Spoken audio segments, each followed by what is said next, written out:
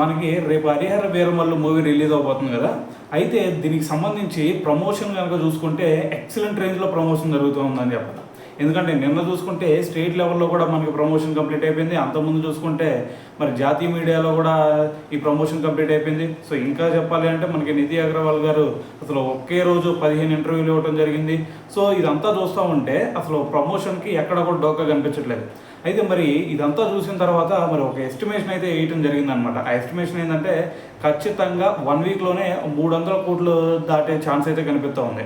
So మరి ఏదైనా సరే మరి దీనికోసం అభిమానులు కూడా చాలా వేగంగా వెయిట్ చేస్తూ ఉన్నారు కాబట్టి సో మరి ఇక్కడ ఇంకో రికార్డు కూడా బ్రేక్ అయింది. మీకు తెలియాల్సింది అదేంటంటే మనకి ఈస్ట్ గోదావరి డిస్టిక్లో చూసుకుంటే అక్కడ ఏకంగా మరి ప్రీమియర్ షో కోసమే 107 స్క్రీన్లు అయితే ఏర్పాటు చేయడం జరిగింది షో కోసం.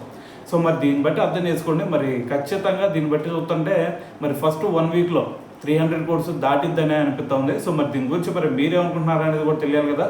సో కింద కామెంట్ చేసేయండి.